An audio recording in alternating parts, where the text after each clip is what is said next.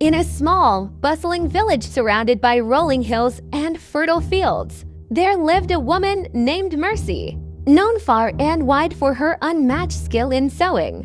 Her hands created the most beautiful clothes anyone had ever seen embroidered, gowns that shimmered like stars, shirts so fine they felt like clouds against the skin, and wrappers adorned with patterns that seemed alive. The villagers adored her work and traveled from far and wide to commission her for special occasions. But what no one knew was Mercy's secret. Her miraculous work was not from the talent of her hands alone. Hidden in a small, locked wooden chest under her bed were powders of different colors, given to her long ago by an old woman rumored to be a sorceress.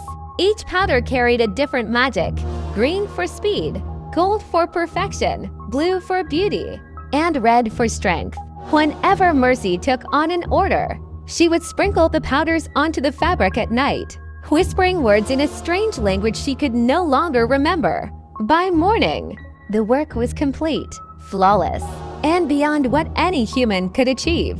This secret had allowed Mercy to rise above every other seamstress in the village, earning her fame and fortune. She never complained of exhaustion, nor did she ever turn away a customer, no matter how big the order. To everyone else, she was simply a marvel of human skill. One day, a man named Frank arrived in the village.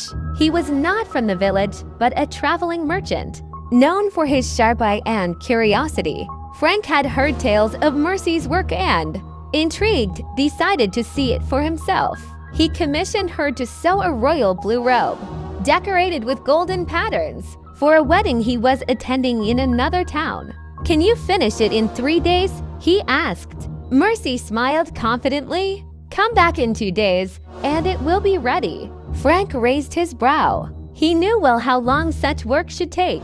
3 days would be a miracle for even the most skilled seamstress. Yet this woman promised too. His suspicion grew. That night, under the cover of darkness, Frank hid near Mercy's window, careful not to make a sound. As the village slept, he saw Mercy pull out the wooden chest from beneath her bed. She opened it gently and lifted small pouches of colored powders. Frank's eyes widened as he watched her sprinkle the powders over the fabric, muttering strange words that sent a cold shiver down his spine.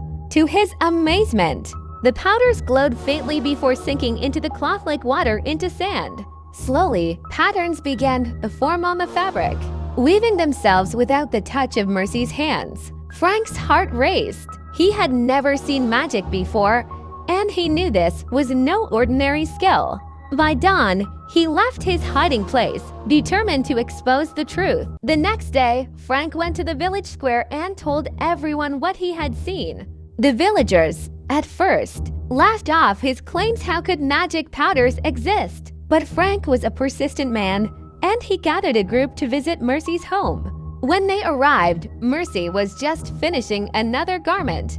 The villagers demanded to see the chest. Mercy's face paled. "Why would you ask such a thing?" she said, her voice shaking. "We want the truth," Frank said firmly. "If you have nothing to hide, show us." Left with no choice, Mercy opened the wooden chest. The villagers gasped as they saw the small pouches of powders, each labeled in symbols they could not read. Frank picked up a pouch and shook it. "This is not skill. This is witchcraft." The crowd murmured, their awe turning into fear and anger. Magic was forbidden in their village. To them, Mercy's powders were not a gift, they were a curse. "You've deceived us," one woman shouted. "She's been using dark powers to cheat us," another yelled. Mercy fell to her knees, tears streaming down her face. "Please, I meant no harm. The powders only helped me. I wanted to survive, to thrive. I didn't want to hurt anyone."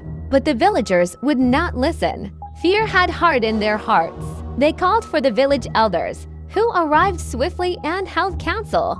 Mercy's fate was decided before the sun set. She would be banished from the village forever. The next morning, the villagers gathered to watch Mercy leave. She carried nothing but her chest of powders, now more of a curse than a blessing. As she walked out of the village, mothers clutched their children close. and men turned their backs on her. Only Frank stood at the edge of the path, watching her with a mix of guilt and satisfaction. Mercy turned to him one last time, her eyes filled with sorrow. "You think you've done good, but you've ruined a life. My magic harmed no one, yet you've destroyed everything." Frank said nothing, though her words stayed with him for years to come. After Mercy's banishment, no seamstress in the village could replicate her work. Weddings were dull, festivals less vibrant, and clothes became ordinary. Some villagers whispered that they regretted what they had done, but no one dared say it aloud. As for Mercy, no one knew where she went or what became of her. Some say she traveled to a faraway land where her magic was welcomed, and she became wealthier than ever. Others believed she lived in solitude, sewing clothes for spirits who appreciated her gifts. But to this day, the villagers tell the story of the woman with magic powders, partly as a cautionary tale, and partly with a hint of longing for the beauty she once brought into their lives.